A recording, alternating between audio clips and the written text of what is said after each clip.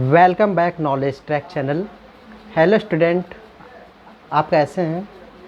Covid के time में मुझे पता है कि हर किसी को कोई ना कोई समस्या तो ज़रूरी होगा, बट हम में विल पावर है। हमने ये प्रूफ हमेशा ही किया है कि जब भी मुसीबत आती है तो अपने विल पावर से, साहस से, धैर्य से हम जीतते हैं। फ्रेंड्स, आज हम आपको जिस टॉपिक पे बताने वाले हैं वो टॉपिक है जीके। लेकिन हेलो फ्रेंड्स, कुछ बच्चों का क्वेरीज ये भी होता है कि सर जीके, जीए, जीएस यानी कि general knowledge, general awareness, general studies, ये कुछ टर्म्स चलते रहते हैं सर, इसमें क्या क्लेरिफिकेशन है? इसमें क्लेरिफिकेशन करिए सर। तो आज मैं क्लेरिफिकेशन करना चाहता हूँ बच्चों। देखिए, जीके किसको कहते हैं? जनरल नॉलेज, यानी कि जिसमें नॉलेज का कोई लिमिटेशन न हो, सारे नॉलेज, बिना लिमिटलेस नॉलेज को हम जीके बोलते हैं। यानी कि इसमें कोई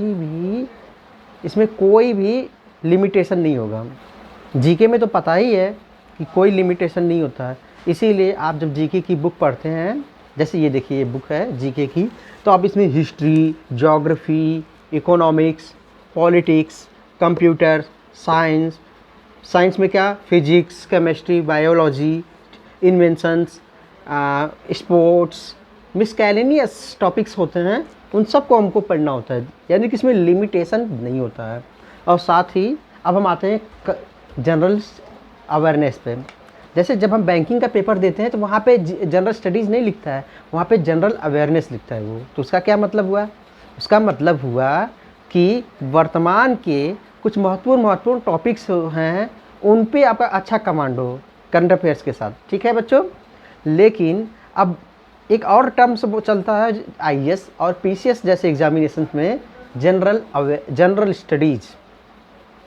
अच्छा बच्चों, आप ये बताइए, स्टडी जब हम करते हैं, स्टडी का मतलब क्या होता है? रीडिंग का मतलब तो होता है कि लाइन बाय लाइन पढ़ना, ठीक है बच्चों।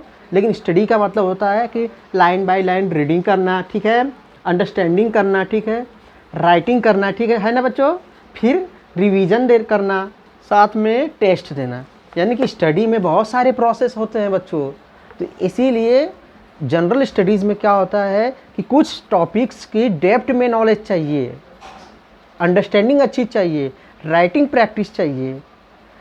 और जनरल स्टडीज़ जैसे टॉपिक्स में हमेशा डिस्क्रिप्टिव टाइप के क्वेश्चन होते हैं, लिखने वाले क्वेश्चन होते हैं।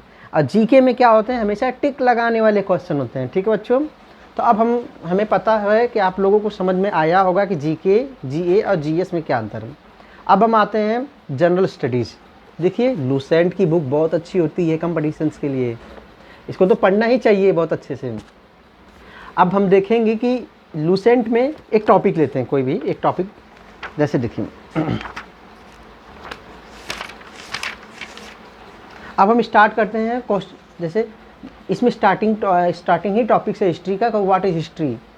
जीके का मतलब ये होता है कि एक स्टार्टिंग पॉइंट से स्टार्ट करना और बहुत दूर तक के टॉपिक को कवर करना, बहुत सारे टॉपिक को कवर करना। ठीक है? अब जैसे इसमें हिस्ट्री है, हिस्ट्री के बारे में पहले बताएगा कि हिस्ट्री क्या है। इसके बाद फिर ये बताएगा हिस्ट्री के कितने ब्रांचेज हैं। फिर हिस्ट्री के पहले ब्रांच, दूसरे ब्रांच और तीसरे ब्रांच का डिस्क्रिप्शन देगा उसमें। फिर उसमें जितने भी इवेंट्स होते हैं बच्चों, उनको कवर करने की कोशिश करेंगे उसमें। तो इस तरीके से ये जीके कंप्लीट होता है, जीके का एक सेक्शन कंप्लीट होगा। इसलिए मैं अपने सभी बच्चों से कहता हूँ कि जीके के लिए कम से कम आप 1 साल का टाइमिंग रखिए, तभी आप जीके को अच्छे से कवर कर पाएंगे। इसको समझना चाहिए। बहुत सारे बच्चे क्या करते हैं, वो रट लेते हैं, रटने की कोशिश करते हैं। ना ना ना ना, रटंतु विद्या अवंतु नाही, अवंतु विद्या जवंतु नाही। समझे कि जो भी चीज़ें अगर आप रटोगे तो वो कभी काम नहीं आएगा। काम वही आएगा जिसे आप समझे रहोगे। और जो समझ लियो जिस टॉपिक को, वो चीज़ हमेशा काम आएगा बच्चों। ठीक है? तो चलिए, अब इस चैनल को लाइक करिए, सब्सक्राइब करिए और बेल आइकन को ऑल पे प्रेस करिए बच्चों। Student, thank you.